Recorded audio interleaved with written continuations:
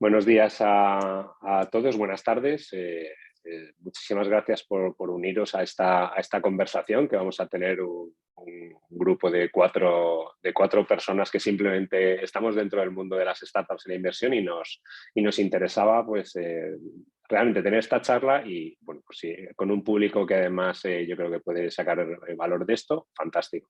Pero realmente lo estábamos hablando hace unos minutos, el ánimo de esta charla, que sabéis que las ubicamos dentro de los eventos que se cuecen en el ecosistema, no es ni más ni menos que tener una discusión sobre cómo vemos cada uno las cosas, simplemente nuestro punto de vista y teniendo en cuenta, sobre todo con el tema de hoy, que nadie tenemos una bola de cristal. Pero antes de empezar, me vais a dejar que os presente en 2 minutos qué hacemos en la Fundación Innovación Bank Inter. Al final, la Fundación Innovación Bank Inter es una fundación que tiene un objetivo, yo creo, muy bonito y bastante difícil de conseguir, y es que la innovación transforme la sociedad. Y esto lo queremos hacer, o lo estamos haciendo, pues, con una comunidad de innovadores que están muy enfocados en anticipar las tendencias que vienen y sobre todo en compartirlas con gente como vosotros, con las personas que realmente vais a hacer que esas cosas se conviertan en realidad. En la fundación estamos realmente trabajando en 4 grandes programas. Por un lado, en un programa enfocado a la generación de crecimiento, que es un think tank que se llama FTF, el Future Trends Forum, y donde básicamente lo que estamos haciendo es reunir cada 6 meses a los mejores expertos del mundo de la industria, del mundo académico y del mundo de la inversión y la empresa, para discutir sobre un tema que pensamos que es interesante. Hemos hecho desde comercialización del espacio, el futuro de la confianza. El último que hicimos hace un par de semanas fue sobre Net Zero Emissions, la parte de energía, con lo cual, como veis, es muy amplio. Luego tenemos un programa que se llama Academia, enfocado a ayudar a pues, que precisamente todo este conocimiento llegue a la universidad y sobre todo a las personas que van a cambiar el mundo, que son los estudiantes que están en los últimos años, y con un programa como muy experiencial orientado a que entiendan qué tendencias hay. Tenemos el programa de startups, donde por un lado tenemos el programa de Venture Capital, con el que invertimos con los recursos del banco en startups, como un VC cualquiera, un VC financiero. Y por otro lado tenemos el Observatorio de Startups y Scale Up Sprint Network, enfocado a ayudar a las compañías que pronto se van a transformar en Scale Up a que den ese salto, ¿no? Y por último, un programa que ya, digamos, se ha graduado y que ya tiene entidad de fundación propia, es Creciendo, donde pues tenemos compañías de lo que llamaríamos el middle market, compañías que facturan entre 50 y 300 millones de euros. Y esto es un poco la visión de lo que estamos haciendo en la Fundación. Hoy, como sabéis, vamos a intentar hablar de la situación actual y tendencias que estamos viendo en el ecosistema. Y voy a dar un minutito más para que se acabe de unir la gente, pero el objetivo de hoy es intentar entender, pues bueno, yo creo que todos estamos escuchando el mensaje de viene una época de cierto enfriamiento de la economía. Eso está contagiando al sector tecnológico, startup, etcétera. Y bueno, pues esto está empezando ya a tener un impacto importante en el ecosistema español. Bueno, pues lo que dicen de momento los números del observatorio es que no ha habido una ralentización muy importante en el volumen de inversión captada. O sea, pues para que os hagáis una idea, a día de literalmente hoy hay aproximadamente 1.942 millones de euros invertidos en startups, que es un 9,8 menos que el año pasado. Entonces, si nos quedáramos con este número, diríamos, oye, pues todo fantástico. Pero hay que tener en cuenta que las rondas son un indicador retrasado, porque lo que estamos viendo en las rondas hoy es lo que ha pasado hace 2 meses.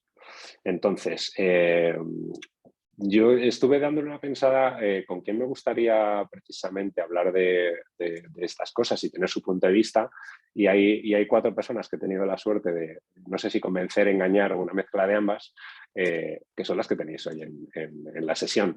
Por un lado tenemos a Borja Breña, que sabéis que es principal en el fondo Nauta Capital, a Darío Villena, que es director de inversiones en el fondo Capita, Javier de Toro, que es Investment Manager en Angels Capital, y Mario Brasesco, que además nos va a dar una visión, yo creo que súper interesante, porque aunque viene de estar en Encomenda y sigue siendo Venture Partner en Encomenda, ahora está liderando la parte de estrategia y M&A en B2Me, con lo cual el mundo cripto también nos puede dar una visión, yo creo, bastante interesante de qué pasa ahí. Entonces, lo primero, daros las gracias. Yo creo que es un lujo contar con gente tan interesante como vosotros. Y después vamos a poner lo primero, el disclaimer que veníamos hablando. Nadie tenemos una bola de cristal. Lo que os vamos a contar son lo que nosotros entendemos, nuestro punto de vista y lo que estamos viendo en el mercado, y se basa como tal en nuestras experiencias y en lo que nosotros entendemos y en nuestra lectura de lo que está pasando. Ni más ni menos que eso, ¿no? Y entonces voy a abrir fuego. La idea es que esto sea una conversación. Dicho esto, me gustaría que no nos alargásemos, digamos, en la parte de nuestra discusión, porque creo que hay mucho que comentar, más allá de 45 minutos como mucho. Luego lo que me gustaría es que vayáis poniendo preguntas en el chat y pues luego ir respondiéndolas una por una, si os parece, ¿vale? Entonces empezamos, va. Esta situación actual de la que estamos hablando, ¿qué es lo que nos ha traído hasta ahí? Y Darío, como ayer tuiteaste, porque hiciste ya un ejercicio previo bastante chulo, me temo que te toca abrir fuego. Pues primeramente, gracias, Javier. Tu apoyo siempre es muy interesante y muy agradecido por mi parte. Un placer estar con ellos y con todos vosotros en esta sesión. Yo sí, bueno, hice un pequeño hilo porque nosotros estamos un poco preocupados, sobre todo vengo de un viaje a San Francisco donde he visto de primera mano a muchísimos directivos y gente que estaba en grandes corps que me comentaban de primera mano que estaban preparando layoffs. Entonces, al final es importante tener una estrategia cuando esto ocurre, sobre todo para tus startups, para el portfolio. Y Combinator salía hace un mes, ¿no? Hablando de esa carta famosa que se hizo viral, hablando de qué tenías que hacer para prepararte a una potencial recesión. ¿Y qué nos ha llevado hasta aquí? En mi opinión, evidentemente, yo no soy economista, pero sí que he estado siguiendo bastante el mercado en los últimos años y así como en Estados Unidos y en Europa hemos mantenido una política muy expansiva, contrariamente a Asia, ¿no? Que ahora mismo está en tipos altos y va a empezar a bajarlos, vamos un poco en una situación de decrecimiento, ¿no? ¿Y qué pasa cuando hay un decrecimiento y tienes los tipos al máximo? Entonces, el dinero fácil ha generado la aparición de nuevos modelos y un aumento de tecnología. Históricamente la tecnología crece cuando hay unos tipos de interés que ayudan, porque se puede invertir en ello y da más retorno porque no hay otros activos que lo den. Y todo esto supongo que llevado con lo obvio, ¿no? La crisis de Ucrania y todo lo que ha pasado, sobre todo con materiales y inflación, pues nos está llevando a un contexto de problemas, sobre todo a nivel de liquidez, ¿no? Y es lo que va a pasar en Venture Capital o lo que estamos viendo que ya empresas pues están teniendo problemas para captar dinero. No sé si esto responde a tu pregunta. Sí, yo, como comentaba anteriormente, creo que lo que debemos hacer para que los espectadores se sitúen también y digamos, entiendan de lo que estamos hablando, ¿qué creéis que es la situación? O sea, vosotros qué estáis viendo ahora mismo en el mercado, tanto en España como fuera de España, Europa o incluso más allá del océano, ¿no? En Estados Unidos. Mario, Darío, Javier, no sé qué estáis viendo y así a partir de ahí podemos empezar a hablar sobre qué causas hay, ¿no? Sí, en términos de lo que es entorno, o sea, macro, ¿no? Yo creo que al final el mundo tecnológico no deja de ser una representación de lo que acaba pasando en la economía global, ¿no? Y entonces, si juntas, para que nos entendamos, una inflación desmesurada, si juntas evidentemente el contexto a nivel de la guerra de Ucrania, si juntas la política energética y todo el impacto que está teniendo en Europa a nivel de inflación, eso se traduce en, digamos, un cierto recelo, una cierta desaceleración. Esa desaceleración lo que ha producido, creo yo, es un cierto temor por parte de los inversores a invertir en diferentes activos, y aquí podríamos estar hablando de, pues desde la parte de la bolsa, caída de las criptos y otros activos financieros, que evidentemente se ha traducido en lo que es la inversión directa en compañías tecnológicas. Y respecto a este punto, yo creo que se han producido sobre todo tres factores, ¿no? El primero de ellos es que en un escenario de crecimiento acelerado, en un escenario donde todo el mundo tiene una actitud muy positiva a invertir y a seguir con ese afán de crecimiento que teníamos, pues la gente tiene unas exigencias a la hora de invertir en compañías tecnológicas relativamente menores, ¿no? Veíamos cómo se producían rondas donde en términos de valoración, en términos de unit economics, en términos de crecimiento, pues costaba explicar, pero bueno, digamos que en esos momentos, digamos, ciertos actores de la industria, fondos, business angels también, incluso startups, pues querían jugar ese juego. En un entorno en el que hay un cierto temor a una estanflación, a una recesión, y donde digamos que el dinero, no podemos olvidar que es miedoso, ¿no? Y esos criterios de selección para invertir en compañías tecnológicas pues han visto, digamos, mermados en cuanto son mucho más exigentes, ¿no? Entonces, tenemos un nivel de exigencia más alto que hace que cueste más recibir inversión. Otro segundo elemento es un tema macro, de que fruto de eso nos vamos a encontrar muchas compañías tecnológicas que tenían una fuerte demanda de productos y servicios, pues que va a caer, y con consecuencia de ello pues vamos a ver varias empresas que van a ver caer su revenue, especialmente en ciertas industrias. También es verdad que habrá otras que subirán, probablemente el tema de energía, pues ahí se verá beneficiado también por la parte de las subidas de precio e inflación.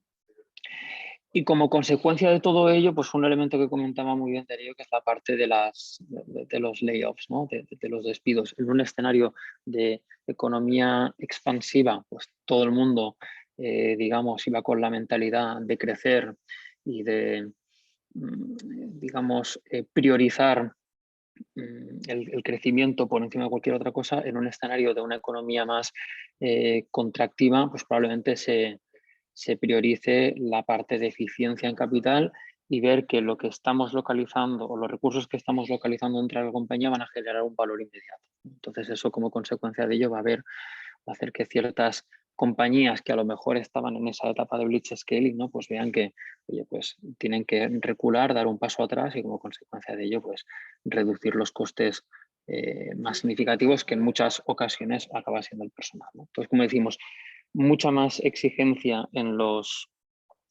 procesos de fundraising, un cierto declive en según qué sectores, digamos, por ese miedo a esta inflación, y como consecuencia de ello vamos a ver despidos en los próximos meses de forma mucho más acelerada. No sé si vosotros compartís esa opinión.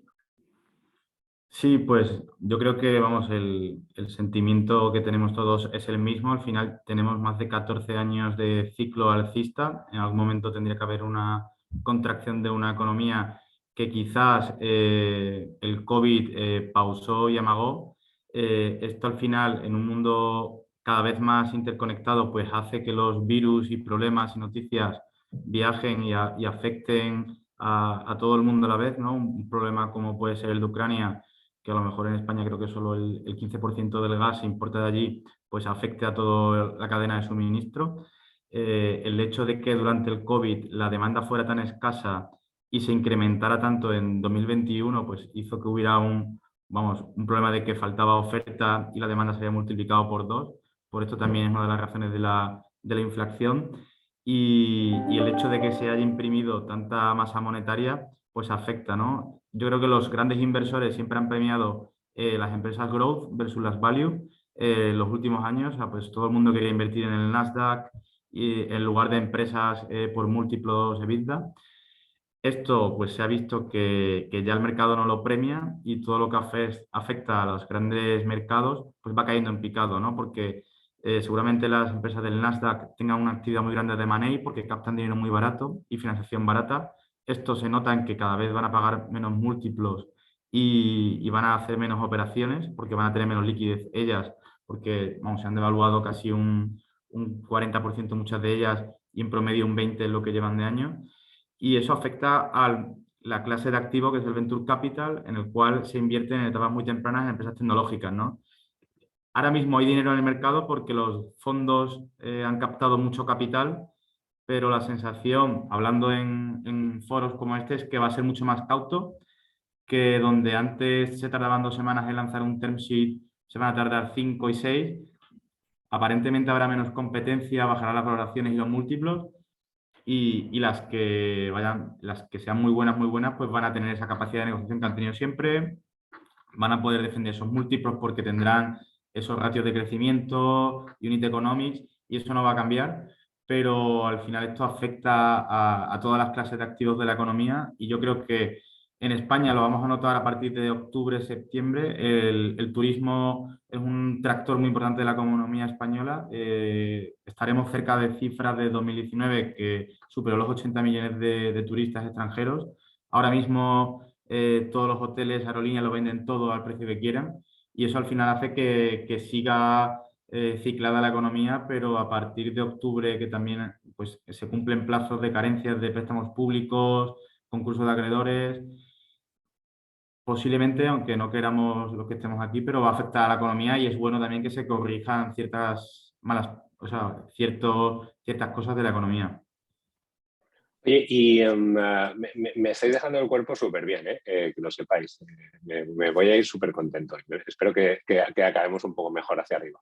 Pero bueno, tampoco seamos naifs, y esta es la realidad. Lo que sí que me parece muy interesante, habéis hablado, o sea, yo creo que habéis dado una visión súper interesante a nivel macro de un poco qué está pasando y qué nos ha llevado aquí, pero ¿y si lo intentamos llevar un poco más al mundo de las empresas de tecnología? Yo creo que mi sensación, Javier, es que en España, aunque aún no se está empezando a notar muchísimo, sí que se empieza a notar ya, pues efectivamente, igual sea después de verano cuando realmente esto se note. En Estados Unidos ya hay números, ya hay cifras, etcétera, y parece que hay como una especie de cadena, ¿no?, de transmisión que se ha parado en las rondas más grandes, porque cuanto más tardía y más grande es una ronda, normalmente indica que más pronto va a llegar esa compañía pues, o al exit, y que más cerca está de ese punto, con lo cual una turbulencia económica más le afecta, pero poco a poco parece que está bajando por la cadena, ¿no? O sea, ¿qué está pasando fuera? Y después, Mario, también me gustaría mucho que nos cuentes esto también desde la visión cripto, porque teóricamente el mundo web 3 y cripto, o sea, y vamos a oír, por favor, que a mí por lo menos me da muchísima pereza esta del Bitcoin sube, el Bitcoin baja. O sea, me gustaría más hablar desde la óptica de ecosistema cripto, también como lo veis. O sea, Estados Unidos y cripto, si queréis. ¿Quién se lanza?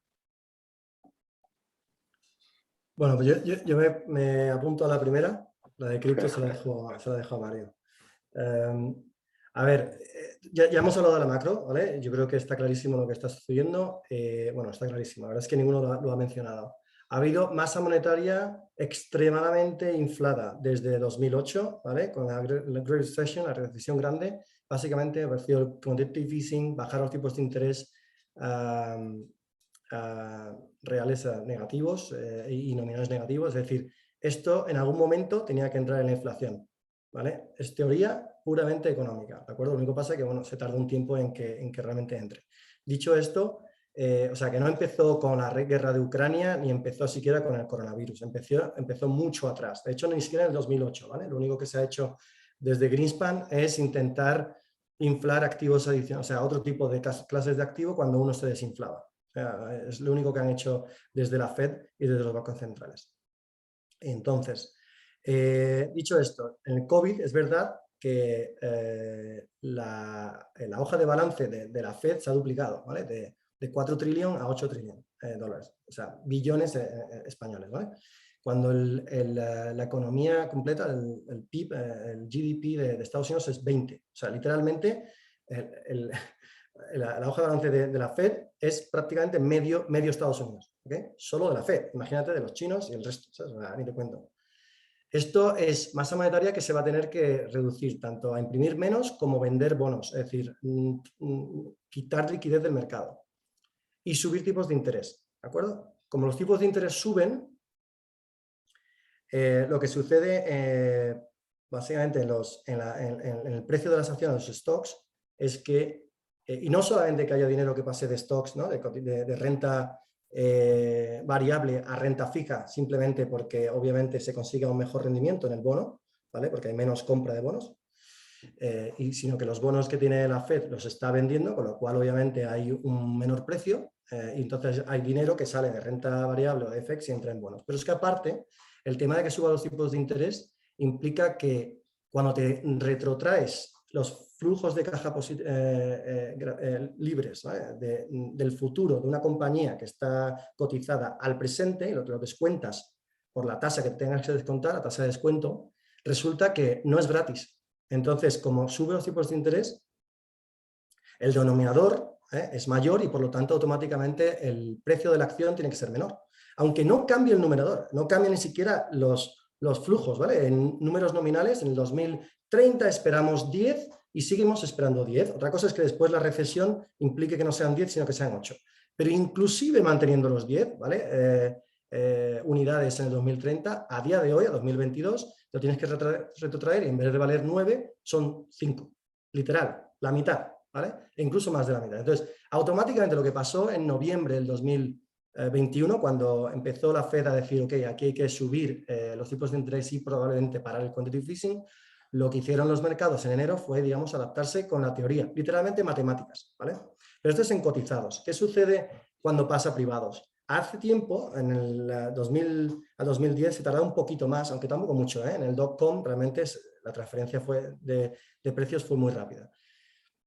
Aquí lo que ha pasado es que un inversor grande que suele invertir en cotizadas se da cuenta de que las empresas que puede hacer dinero, básicamente con arbitraje, con pre-IPO. Básicamente compro acciones justo antes de hacer la salida a bolsa y como sé que voy a ganar esto cuando salga a bolsa, pues me puedo beneficiar del spread, ¿no? de la diferencia. Esto básicamente ha funcionado bastante bien de 19, 20, 21. Ha funcionado muy bien.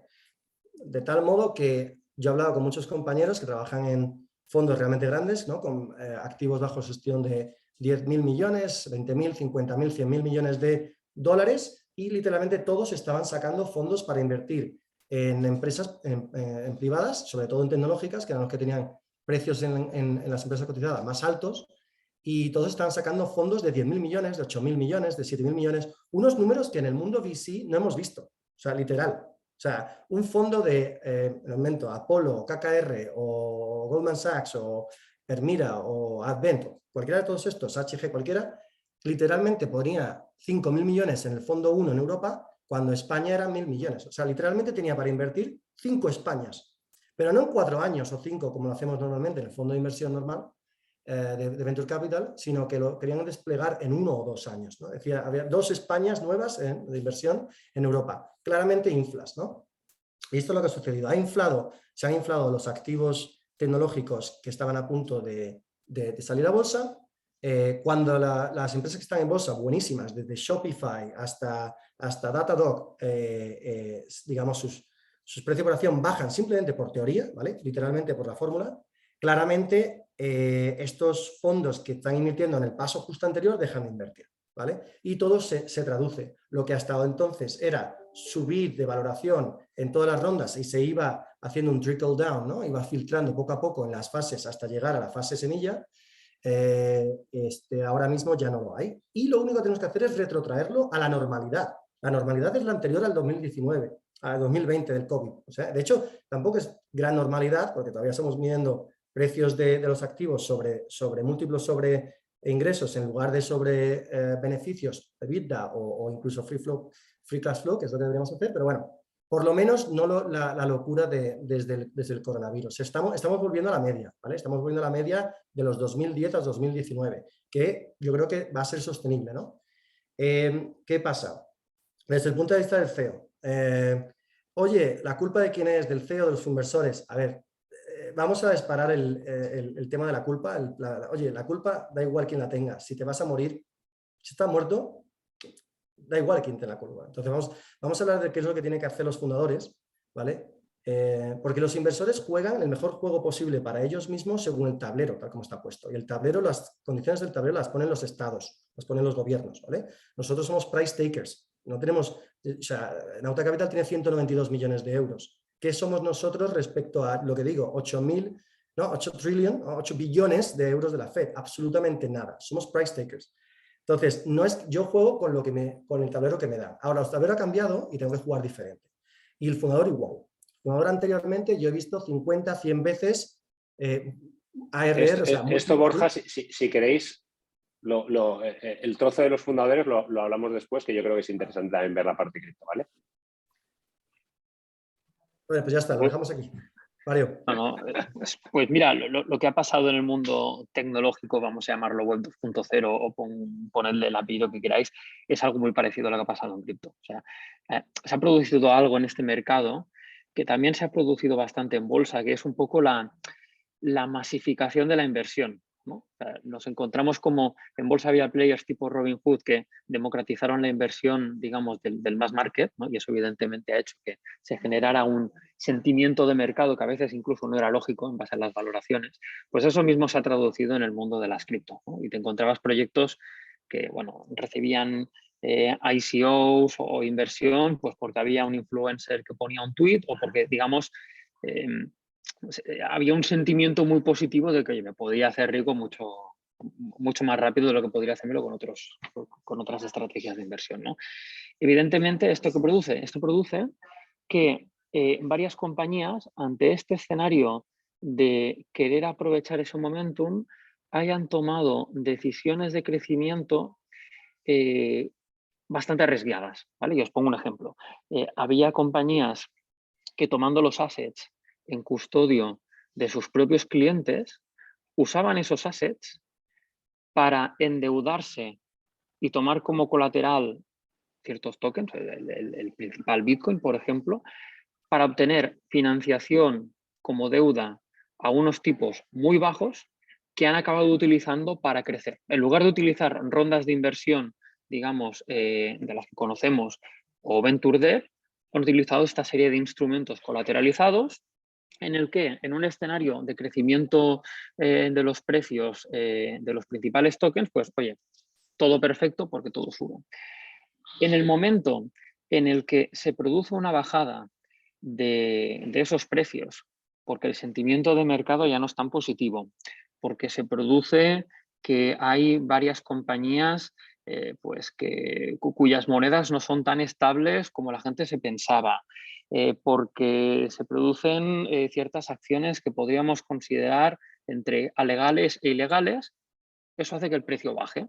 El precio baja, el sentimiento es negativo y entonces en ese momento esas compañías que se habían endeudado vía colateral se encuentran con que no pueden devolver el colateral, ¿no? Y entonces se produce un poco un escenario de mucha incertidumbre porque tienes una serie de assets que tú como empresa debes devolver y tienes que ver cómo lo haces, ¿no? Entonces, nos hemos encontrado con un par de semanas durante el mes de junio donde el mercado estaba un poco a ver qué pasaba, ¿no? Y se ha producido mucho miedo de mercado, lo cual evidentemente se ha traducido a un decrecimiento muy grande de los tokens. Aquí quiero dejar claro una cosa, ¿no? Que es, y esto lo vemos también en bolsa y también en startups. Una cosa es la calidad del proyecto o la calidad de lo que es la propia compañía. Y otra cosa muy distinta es el valor del token, el valor de las acciones o incluso la valoración de la empresa. Muchos nos hemos encontrado compañías que en cierto momento, incluso por el propio COVID, por poner un caso que se ve muy claro, circunstancias del mercado hacen que la valoración baje y la compañía a lo mejor pues, es un poco peor en términos financieros, por llamarlo de alguna manera, pero sigue siendo un buen activo. Por lo tanto, yo creo que es muy bueno descorrelacionar lo que es el precio de lo que es el valor, que evidentemente muchas veces está correlacionado en gran parte, ¿no? Porque una buena empresa siempre va a valer más, pero hay una capa de sentimiento de mercado, especialmente en cripto, que está muy poco regulado en ciertos aspectos, que no podemos olvidar, ¿no? Entonces, bueno, ahí estamos un poco en estos meses que creo que nos vamos a encontrar como ciertas empresas van a limpiarse y a estructurarse bien, ¿no? Por haber cometido esos errores en términos de crecimiento, y aquellas compañías que no hayan cometido esos errores, que no hayan intentado comprometer su estabilidad en base a realizar ciertas prácticas, yo creo que personalmente se van a sentir fortalecidas a largo plazo. Evidentemente, a corto, pues todos vamos a tener que arremangarnos más, pero vaya, que a mí me recuerda bastante a lo que pasó en su momento en los primeros meses del COVID, donde mucha gente se arremangaba, ponía el foco en construir producto, procesos, tecnología, playbooks, ¿sabes? Y una vez, digamos, el mercado estaba en un contexto mucho más favorable, pues bueno, ahí aprovechar y tomar carrerilla. No sé si vosotros, que también me imagino que tenéis alguna experiencia con alguna compañía cripto, pensáis lo mismo, soy yo que estoy muy positivo. No, pero yo fíjate, y ahora me gustaría que Javi y Darío nos den un poco su opinión, pero yo fíjate, creo que si lo pensáis, lo que estás diciendo es creo que casi igual de aplicable con las matizaciones propias de cripto. O sea, al final de lo que estás hablando es de que muchas veces el sentimiento de mercado está teniendo un impacto enorme en las valoraciones sin que realmente muchas veces sea tan profundo o el problema realmente haya aparecido todavía. O sea, creo que lo ha comentado Javi. O sea, tenemos ahora mismo, pues según los datos que nosotros manejamos, en el mercado ahora mismo hay 34 nuevos fondos creados desde 2021 o en proceso de cerrar, con más de 2.400 millones de euros para invertir en startups en España. O sea, capital teóricamente hay, sin embargo, está pasando algo en la economía, en el mundo startup. Javi, Darío, ¿cómo lo veis? O sea, ¿qué está pasando en el mundo real ahora? O sea, todo esto que hemos hablado y que está generando este sentimiento, esta sensación, ¿en qué está aterrizando realmente? O sea, ¿qué veis en vuestro día a día?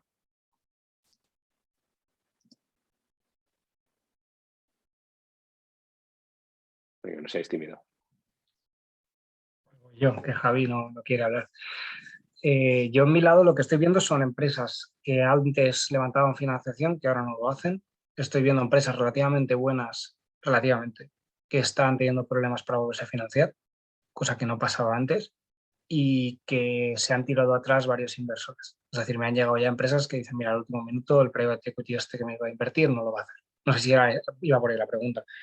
Yo lo estoy notando, no sé si esto tiene una correlación directa con el efecto que tiene el sentimiento el inversor y luego en la economía, porque es verdad que he visto una diferencia muy grande entre, por ejemplo, Estados Unidos y Europa, y no sé si estáis de acuerdo conmigo, incluso en Latinoamérica. Latinoamérica hablaba el otro día con varios fondos de ahí, siguen en el hype, saben que va a haber un poco de freezing, pero no están hablando de layoffs. En Europa estamos también relativamente tranquilos, sabiendo que, bueno, viene algo, pero no he visto aún inversores hablando claramente de aprecharos los cinturones porque vienen curvas. En cambio, en Estados Unidos sí que he visto claramente no solo layoffs preparados, sino pues muchas rondas que no se van a hacer.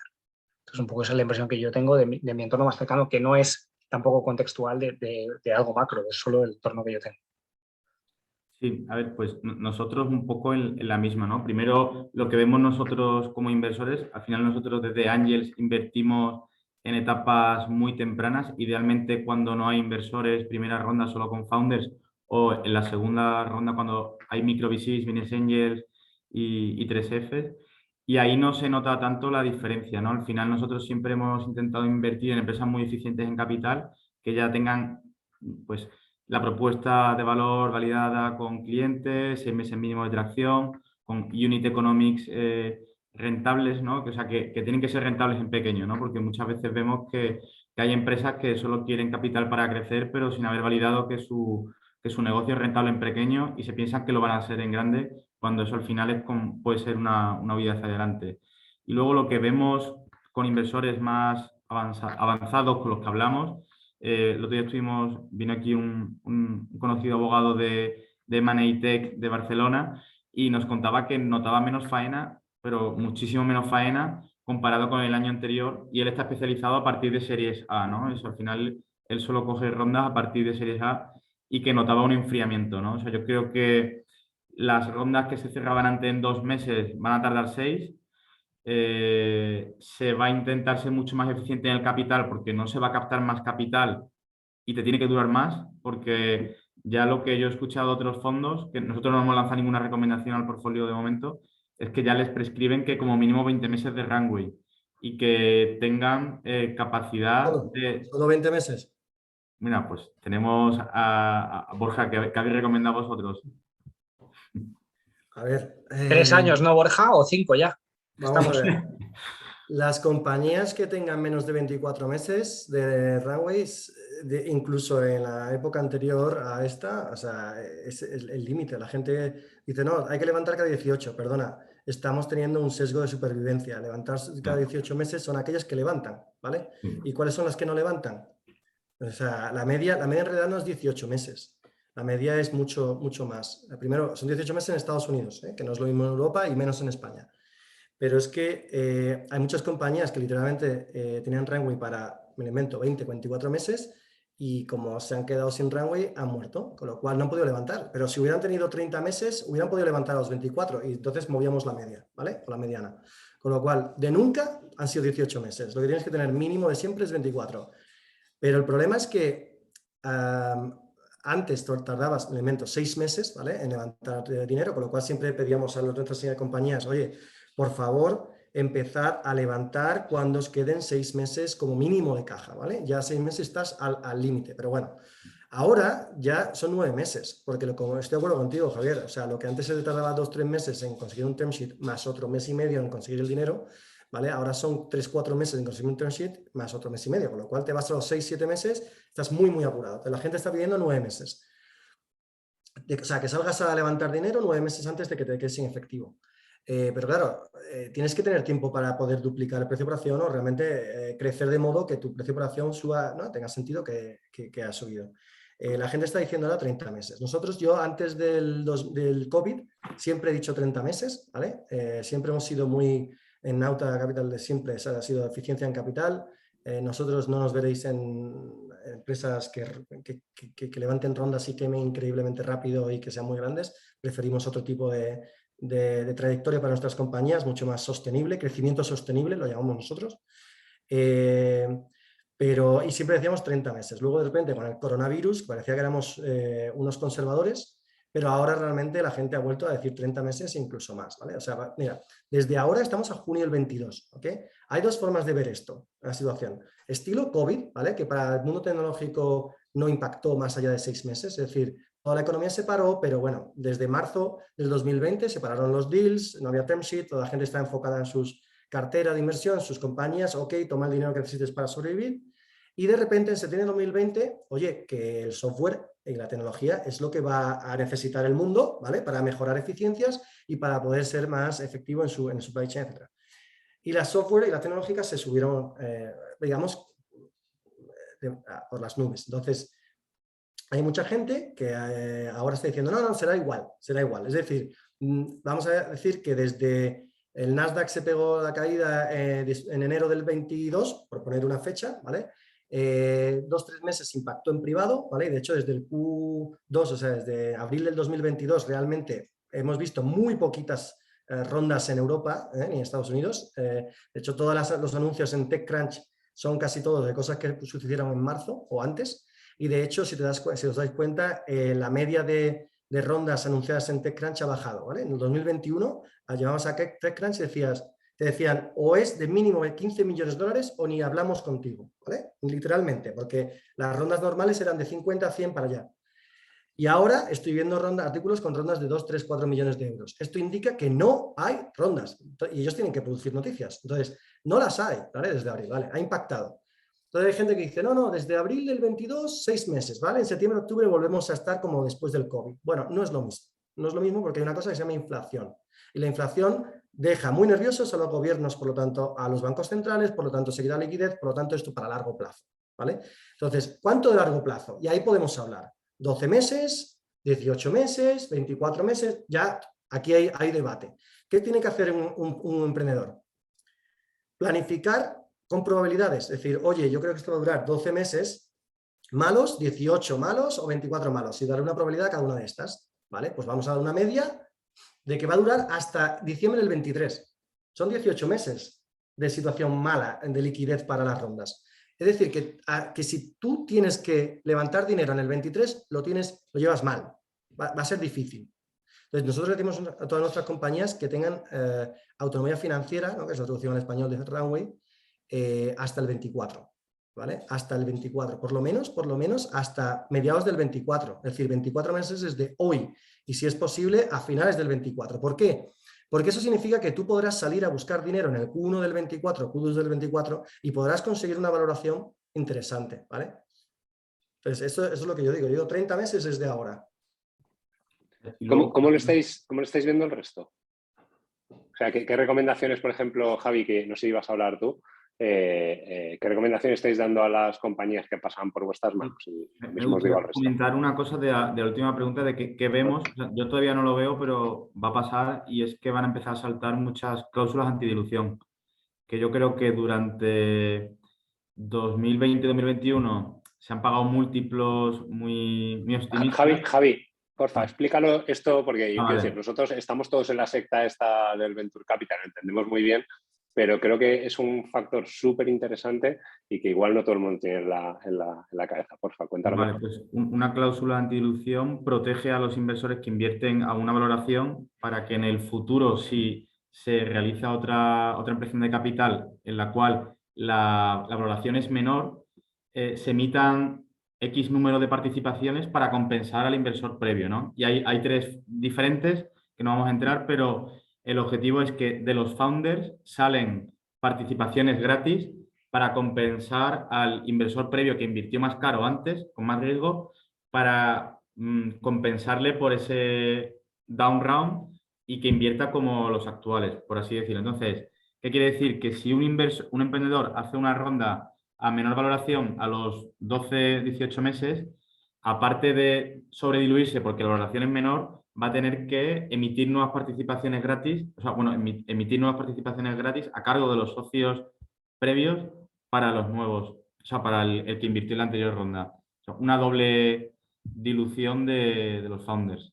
Que esto, y a mí me interesaría también que luego, si queréis, lo comentéis, o sea, es una práctica que no es tan extendida, o sea, nosotros, por ejemplo, no ponemos ningún tipo de antidilución, pero sí que es cierto que ha habido gente que a cambio de entrar a valoraciones, pues quizás eran un poco estratosféricas, no ha puesto este tipo de cláusulas.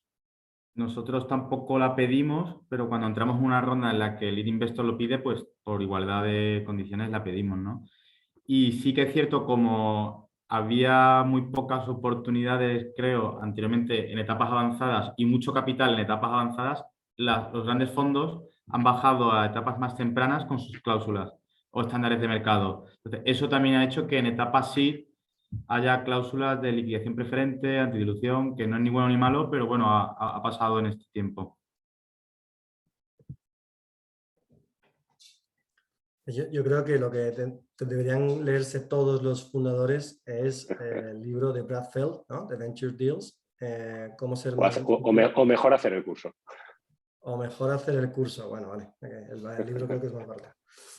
Sí. Pero bueno, y aquí se explica bastante bien, pero Javier lo ha clavado. O sea, Sí. va a haber bastantes cláusulas antidilución que se van a ejercitar. Y de hecho es una cosa estándar en todo VC serie A para arriba y en el 80 y 90% de los SIP, ¿vale? Nosotros lo tenemos, como todo el mundo que tiene el PIS. Que te exigen después, oye, ¿cómo estás manejando y gestionando mi dinero? Pues la cláusula de antidilución, esto está ahí. Pasa que hasta ahora todo iba hacia arriba y no se ejercitaba. Nosotros ya lo hemos ejercitado y es un sine qua non. Esto es un derecho que tenemos que ejercitar, pero es que si yo no lo ejercito, literalmente no estoy siendo fiel a mi obligación fiduciaria con el dinero de mis inversores. O sea, literalmente podría ser... No me quería meter en esto. O sea, yo la parte de no, digo porque antidilución... los fundadores les va a doler y no lo van a entender. Sí, sí, normal. Y entonces lo que quiero decir es, oye, lee lo que has firmado, entiende lo que has firmado, todas las líneas que has firmado y entiende por qué están ahí, que no son, digamos, cláusulas innecesarias, digamos, son necesarias para la parte que las pide, ¿vale? Entonces, pero vamos, esto va a suceder. ¿Y por qué crees que va a suceder? O sea, exactamente, porque va a haber valoraciones en las que, digamos, habrá visto que están sobrevaloradas. ¿Esto qué significa? Sí, Mario, Darío, ¿cómo lo veis? O sea, esto como dice Borja, ¿en cómo va a aterrizar? Bueno, al final hay un tema que yo creo que he comentado Borja antes, sí que estoy 100% de acuerdo. Es un tema de múltiplos. Yo creo que hemos estado varios meses en los cuales, en términos de desviación, nos hemos ido muy para arriba y se estaban pagando unos múltiplos de mercado que en contextos normales del mercado probablemente la mayoría de inversores no hubieran aceptado. Ahora los múltiplos vuelven a estar en una situación de partida mucho más baja. Y eso, como consecuencia de ello, salvo que tengas un equipo extraordinario, unos crecimientos extraordinarios, luego ciertos elementos también, como comentaban ahora, de eficiencia en el uso del capital, break-even y demás, pues evidentemente nos vamos a encontrar compañías que recibían inversión a valoración X y ahora, a pesar de haber conseguido X crecimiento, pues por el nuevo múltiplo que se encuentran, pues la valoración va a ser inferior, ¿no?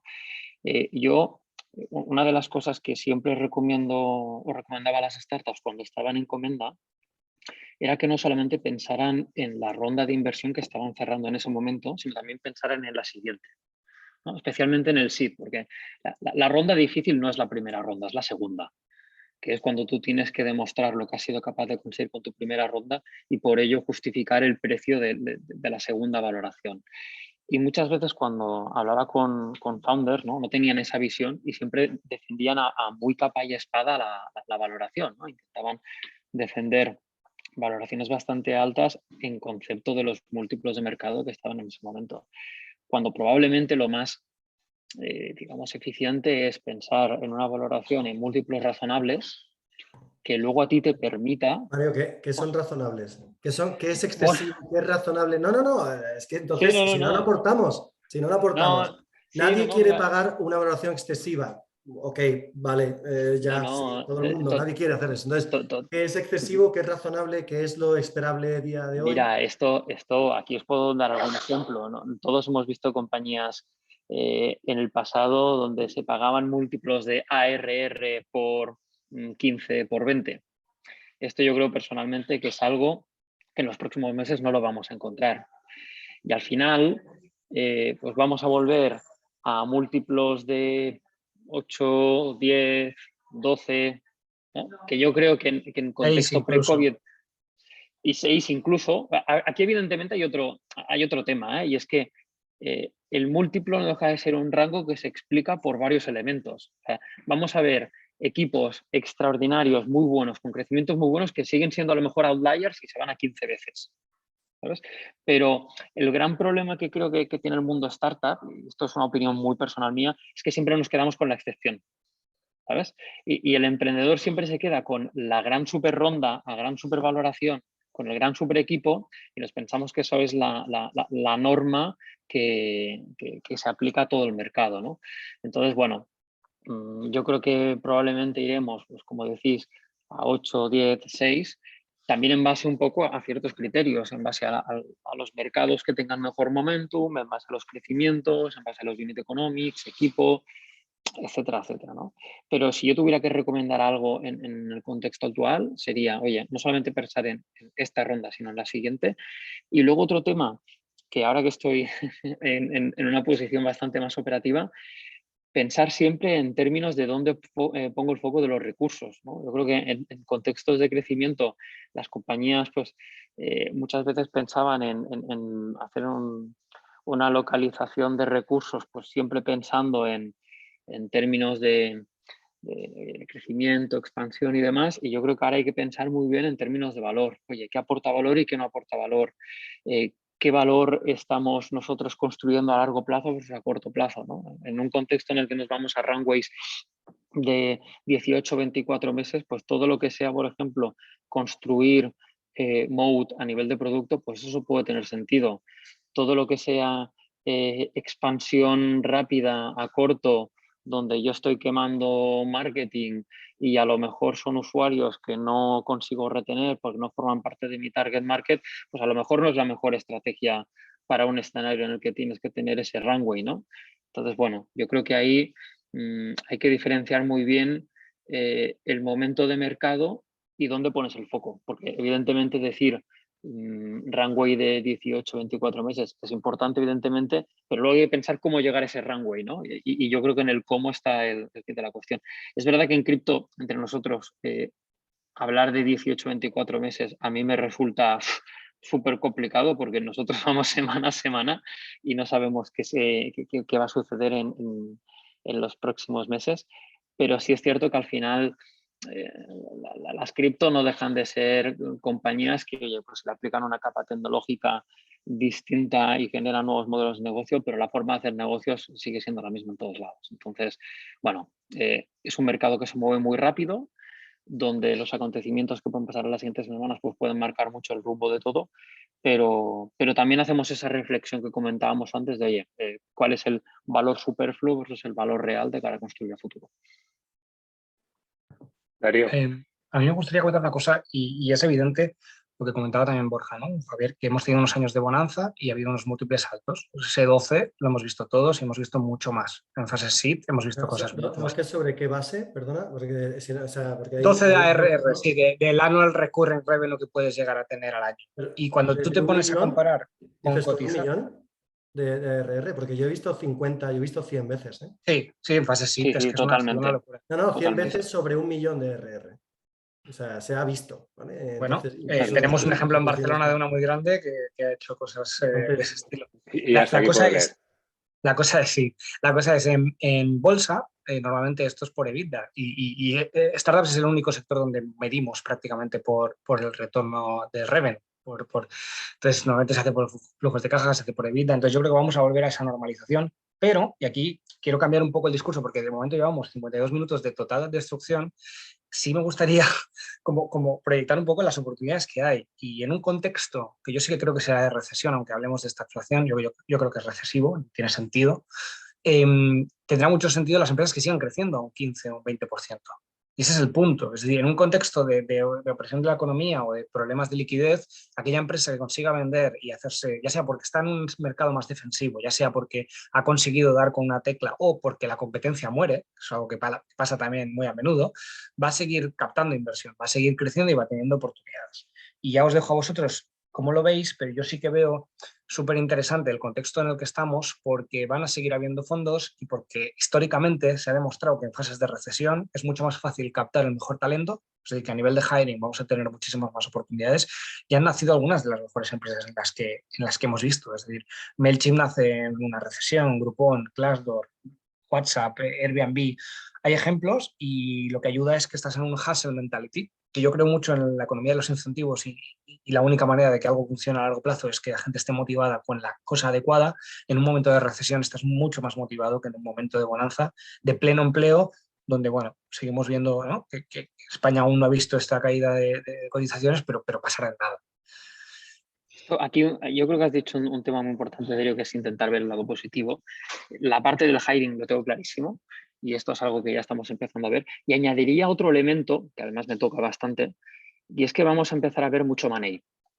Mucho money que evidentemente en algunas circunstancias va a ser un M&A. Explicamos qué es el M&A. Sí, cuando hablamos de money hablamos de operaciones de compraventa de compañías, ¿de acuerdo? Entonces, ¿por qué digo que va a ser un contexto en el que se va a producir esto? Porque nos vamos a encontrar compañías que a lo mejor no tienen ese runway del que nosotros hablábamos, en el que probablemente, oye, pues en términos de presión inversora y demás no van a poder cumplir pues, esas expectativas de crecimiento. Y aquellas compañías que tengan músculo financiero suficiente, pues van a poder ver oportunidades de adquirir assets, de adquirir equipos, etcétera, etcétera. O sea, y esto es algo muy personal mío y estaba pensando hace ya varios años en el anterior bear market que hubo en el mundo cripto. Yo estaba analizando operaciones de money y me encontré con que algunas de las principales operaciones que se habían producido en el sector, especialmente por parte de Binance, se habían producido en el anterior bear market, ¿no?, que es cuando compraron con market cap. Y curiosamente, pues evidentemente hay partes del deal que nadie conocerá, ¿no? Pero a lo mejor una solución, y digo a lo mejor porque evidentemente nadie quiere finalizar su proyecto cuando las cosas no van del todo bien y siempre intentamos ir a más, ¿no? Pero intentar explorar esas vías para salidas dignas cuando un emprendedor se encuentra en ese contexto donde no crece lo suficiente, el equipo se siente desmotivado y se va, los inversores que tienen el cap table pues no se sienten motivados para seguir, pues oye, esto evidentemente es un proceso que requiere tiempo, o sea, nadie hace un M&A en 3 días, pero puede ser una salida digna para muchos emprendedores pues, que hayan desarrollado un producto interesante, donde hay una VIP, donde hay una cartera de clientes bueno, pues interesante para otras compañías, digamos, con mayor músculo. Lo digo también para ser realistas y dar una solución a lo mejor a algún emprendedor que nos está escuchando, que se ve un poco en tierra y dice, bueno, no cumplo nada de lo que me están diciendo y ahora ¿qué hago? ¿No? Pues que sepamos que existe eso, que es el M&A, que además, como comentabas, Javier, es a lo que me estoy dedicando ahora. ¿Cómo se nota que te estás dedicando? Eso es lo que iba a decir. Tengo que hacer un poquito la promo, ¿no? Sí, oye, tenéis razón, hay que dar, digamos, una visión no tanto negativa, sino simplemente, ¿qué hay que hacer? ¿Vale? Nos habéis puesto en el contexto. ¿Dónde están las oportunidades? Ahora, ¿qué palancas tengo? ¿Qué consejos nos dais? ¿No? Bueno, lo primero, disclaimer, como decía Javier, no tenemos ninguno la bola de cristal, ¿vale? Pero bueno, es nuestra mejor intención. Ahora mismo lo que tenéis que hacer es seguir como empresa de alto crecimiento, una startup en la que estáis validando hipótesis constantemente, ¿vale? Para intentar buscar un nuevo modo de negocio, una nueva forma de hacer dinero. No es que tengáis que ir directamente a cash flow, es decir, a que no queméis caja, ¿no? O sea, realmente hay que conseguir un crecimiento sostenible, ¿vale? Porque si tú consigues solamente la sostenibilidad, ¿vale? Entonces no estás consiguiendo el crecimiento que podrías conseguir, y como se dice en economía, una output gap. Es decir, tienes un potencial de crecimiento que no estás realmente consiguiendo. Si te propasas con el crecimiento y no es sostenible, pues básicamente lo que haces es te estampas contra la pared o un precipicio y te caes, ¿no? Entonces ninguna de las dos. Lo que nosotros buscamos en Nauta siempre es un crecimiento sostenible en el que intentes conseguir el mayor potencial, ¿no? y concretar el mayor potencial de crecimiento posible sin volverse loco que matas a la compañía. Entonces, Y Combinator, Paul Graham tienen su forma de pensar en momentos malos del mercado, que se llama default alive, es decir, que por defecto estás vivo como compañía. Lo que indica es que antes de que te quedes sin dinero has podido llegar a profitabilidad, o sea, a beneficios positivos, mejor en caja, ¿vale? O sea, que tu flujo de caja sea positivo, de modo que si sigues curso, según tu quema de caja, pero vas creciendo tus ingresos y tus entradas de efectivo, por lo tanto, la tesorería llega un momento antes de que te quedes sin tesorería en el que la tesorería acaba siendo positiva, es decir, que te vas aterrizando y antes de llegar a chocarte contra cero vuelves a subir, ¿no? Entonces eso es default alive. Sinceramente, para el mundo startup es complicado, ¿vale? Tenéis muchas veces empresas en las que no hay ingresos, ¿vale? O sea, de hecho, aunque tengáis pocos ingresos, o sea, no serán suficientes para llegar a beneficios positivos de tesorería y por lo tanto, o sea, una tesorería positiva y por tanto realmente esto no tiene tampoco mucho sentido, ¿no? Es que si no empezamos, no jugamos a esto, ¿vale? O sea, es otro tipo de negocio, no es el mundillo de validar hipótesis para poder potencialmente convertirte en un monopolista o oligopolista, ¿no? En el futuro, ¿no? La versión alternativa, que es la que da David Sachs, del socio fundador de Craft Ventures, CRAFT Ventures, él lo que dice es default investable, es decir, que por defecto puedes conseguir una inversión. Lo que dice básicamente es conseguir ciertas métricas del negocio que te aseguren que cuando necesites levantar dinero, puedes conseguir levantar dinero. Y entonces, este default investable, el único problema es que el listón, ¿vale? Sube y baja. Y ahora mismo está muy alto, ¿de acuerdo? De hecho, bueno, siempre ha estado alto, lo que pasa es que antes levantaba cualquiera y ahora pues vuelve a levantar solamente los que saltan por encima de ese listón. Cosas que dice David Sachs. Crecimiento, obviamente, estamos hablando de crecimiento sostenible. Entonces, obviamente, lo primero es crecimiento por encima de 2 veces, o sea, del 100%, ¿vale? Si estás a partir de 1 millón de euros anuales de ingresos, ¿ok? 1, 2, 3, 4, esos son los números, es el reino en el que él invierte y lo que te pide es, por favor, dame más de 2 veces al año, o sea, 100% de crecimiento. Pide un margen bruto, obviamente, del 70% para arriba, ¿de acuerdo? Si no, o sea, es básicamente porque si no, todo lo que tú estás gastando en algún momento tendrás que volver a devolverlo y el margen de contribución, si no tienes un margen bruto por encima del 70%, se convierte en muy complicado. O sea, por encima del 70% de margen bruto.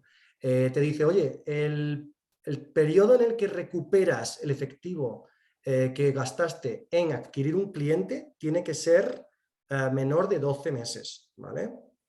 Y Es decir, si es a partir de 12 meses, literalmente es muy complicado que consigas, bueno, o sea, la gente se lo mira mucho y bueno, y de hecho a partir de 18 meses, vamos, yo creo que ya ni lo consigues.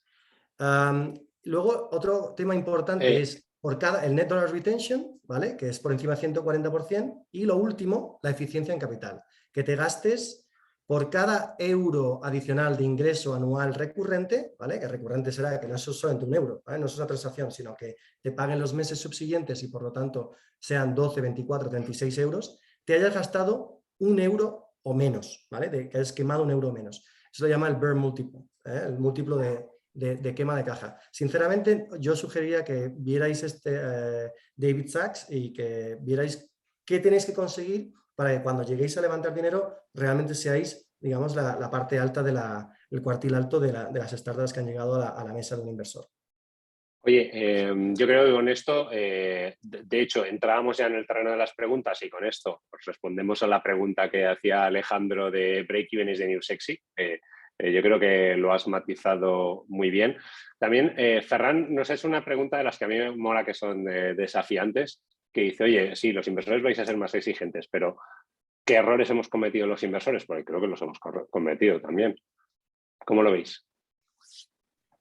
A mí me hace gracia porque justo Borja y Javier decían que ellos siempre han estado buscando empresas con eficiencias en capital, entonces entiendo que quizá ellos no tanto, pero nada. Entonemos el mea culpa.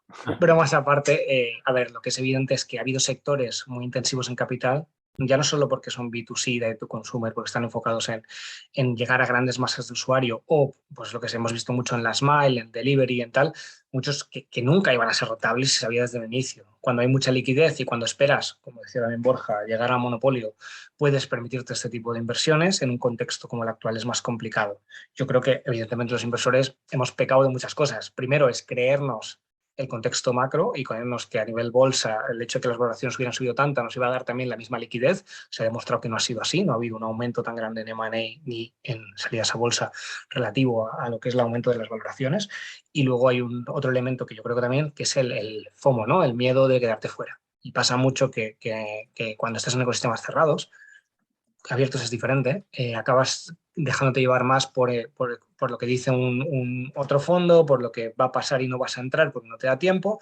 Había poca startup y que sigo pensando que es uno de los problemas endémicos, no solo de ecosistemas europeos, sino en general global. Hay pocas startups con un grado de innovación en la tecnología elevado y eso ha supuesto que nos hayamos centrado en pocos deals y hayamos luchado por ellos y hayan aumentado las valoraciones.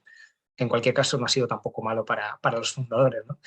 Muy breve, eso es un poco lo que veo. Bueno, al final tenéis que entender que como VC, ¿no? Tú compites por la atención de los LPs, ¿no? Y al final el LP siempre mira productos financieros y la rentabilidad que les da, ¿no? Entonces, el LP son los LP es el inversor de los vale. fondos. Sí, sí, hoy me toca hacer de guardián Tenemos la mala costumbre de hablar mucho en nuestro idioma de secta y a veces hay que intentar explicarlo. Somos un poco sectarios en ese sentido los inversores, de verdad. Entonces, ¿cuál es el tema? Tú como fondo, para atraer la atención de los inversores y digamos, poder levantar nuevos fondos, evidentemente tienes que ofrecer una rentabilidad atractiva, ¿no? Y la rentabilidad atractiva también depende de la rentabilidad de otros assets financieros. A partir de ahí, ¿qué sucede? Sucede, y esto es una opinión muy personal mía, y probablemente los otros tres no estaréis de acuerdo. Yo creo que una startup muchas veces requiere una serie de tiempos para cometer una serie de acciones, ¿no? Y sí que me he encontrado algunos inversores que evidentemente con el objetivo de poder competir contra otros fondos o contra otros activos financieros, pues han querido hacer que algunas compañías crezcan, no sé si por encima de sus posibilidades o que no hayan construido fundamentales sólidos antes de tomar ciertas acciones adicionales, ¿no? Siempre lo comentamos de, oye, tienes que ir internacional, visión global, pero hacer una compañía global pues requiere de muchas cosas antes, ¿no? Y yo creo, por ejemplos que he recibido de compañeros de la profesión, otras startups y demás, que a veces los inversores pues de manera inintencionada, yo creo que de manera totalmente inintencionada, pues a lo mejor hemos tenido esa presión, ¿no? Por hacer que el portfolio vaya rápido y no hemos entendido cierto contexto de todo lo que es necesario para acometer cierto crecimiento, para que la compañía pues, pueda captar cierto nivel de equipo, para que la compañía pueda ir a nivel internacional, y eso evidentemente pues, puede repercutir luego a futuro. Evidentemente aquí hay una cosa muy importante y es que al final el CEO y los cofundadores de una compañía tienen la última palabra. Nosotros como inversores podemos tener mucha opinión, tenemos materias reservadas donde evidentemente tenemos que dar nuestra opinión en base a las tomas de decisiones que se dan, pero una compañía va como los co-founders y el CEO digan que vaya. Entonces, la última palabra la tiene el emprendedor y evidentemente esto siempre hay que tenerlo en cuenta. Por más influencia que podamos tener los inversores, las estrellas de la película son los founders.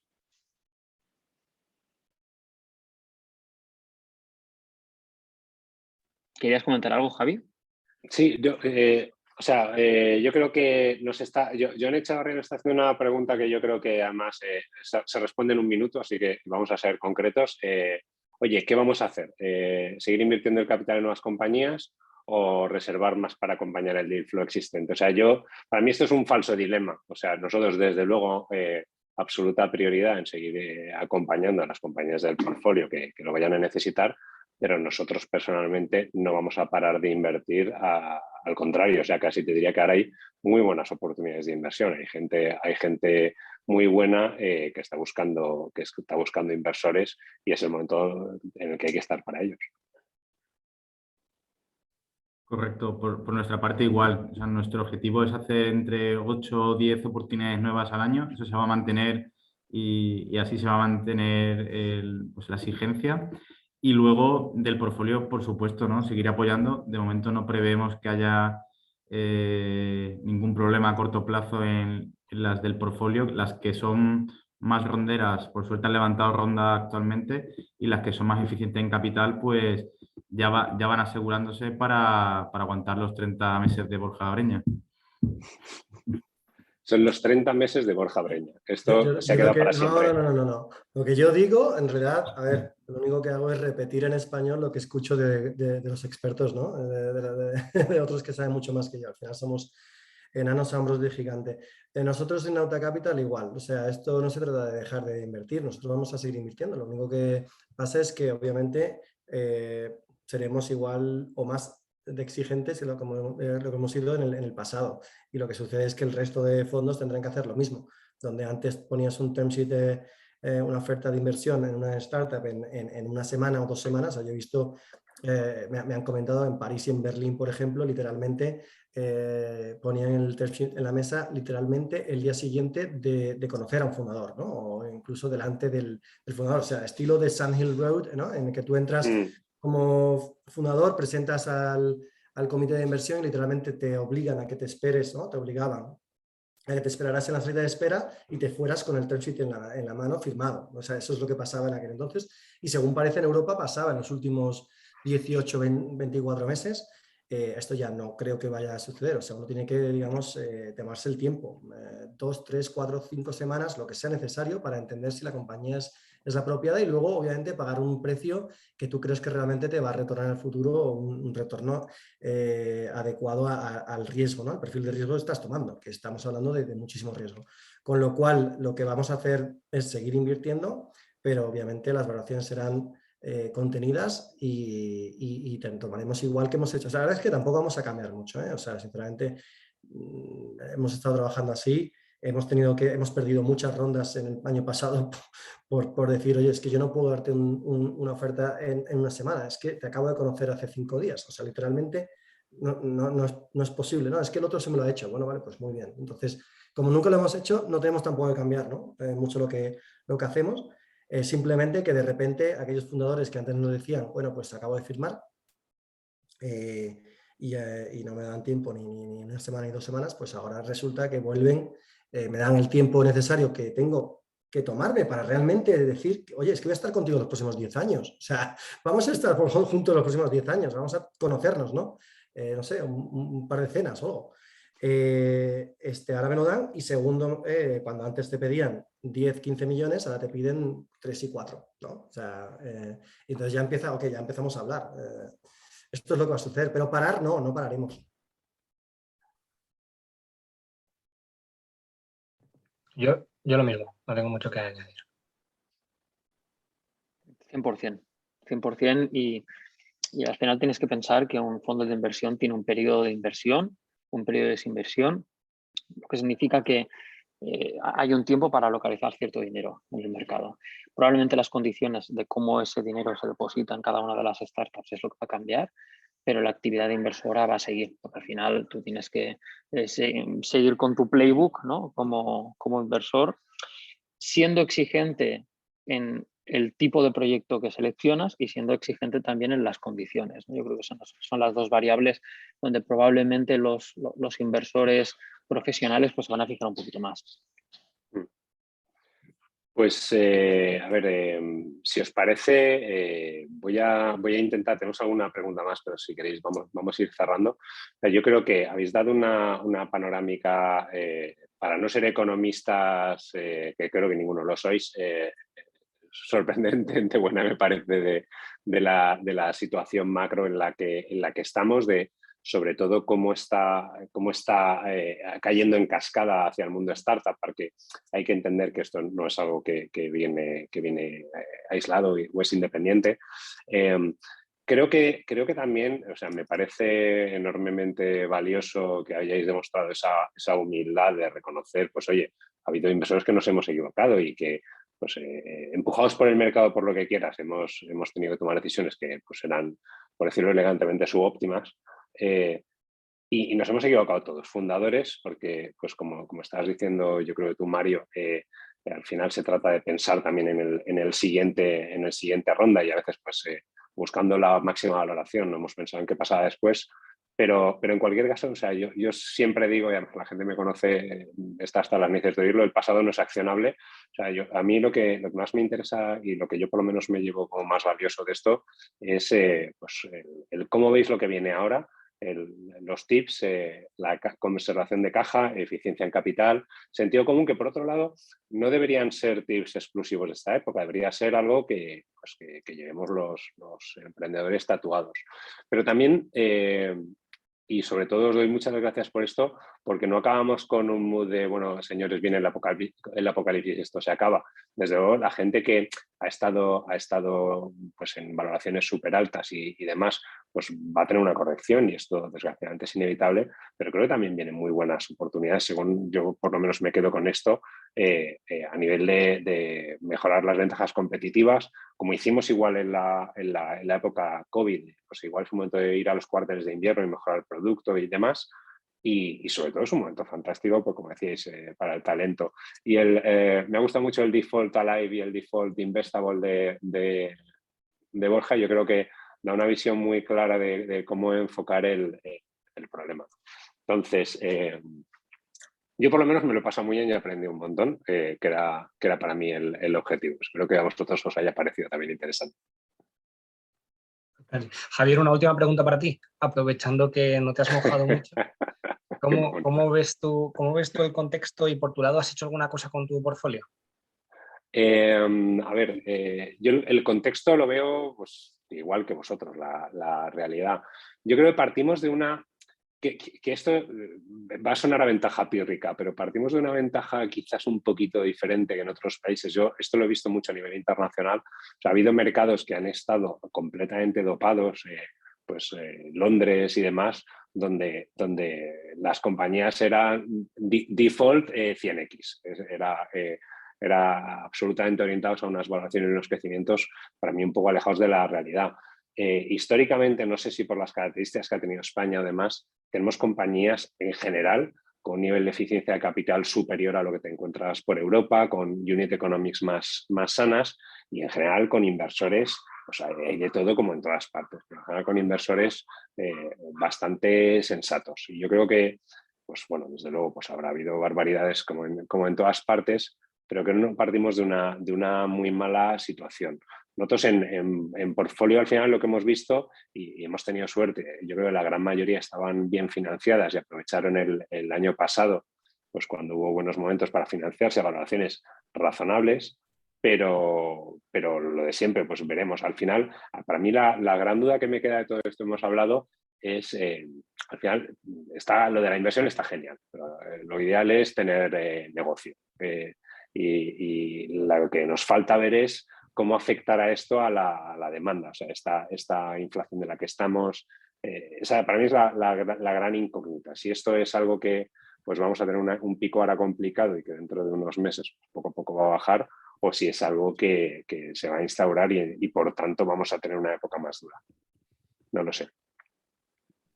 Totalmente. Ahí sí, aquí si me permitís, para acabar con un mensaje positivo, porque es verdad que hemos empezado muy negativos y para acabar el día creo que está bien.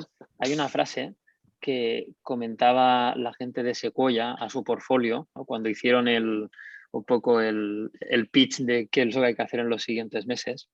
No sé si era una slide que estaba al final, pero decía que hay un dicho una frase de Aitor Senna que dice que la única manera de adelantar en una carrera a 15 coches es cuando llueve, ¿no? Y yo creo que es verdad que en estas circunstancias de mercado van a haber muchas compañías que van a sufrir mucho, pero aquellas empresas que sean capaces de hacer todo lo que hay que hacer van a tener una ventaja a largo plazo y van a eliminar la competencia de tal manera que esto en situaciones de contexto normal probablemente no se dé. Por lo tanto, también un ánimo para todos aquellos que estéis emprendiendo, porque creo que también es una muy buena oportunidad para, oye, overtake the situation, ¿no? Y posicionarte dentro de lo que es tu mercado. A las curvas se entra frenando y se sale acelerando totalmente. Señores, muchísimas gracias. Ha sido un auténtico placer. Ya lo siento mucho el no haber podido cubrir todas las preguntas, pero seguro que podemos, si no, seguir por Twitter. Hasta luego. Hasta luego. Muchas gracias. Gracias.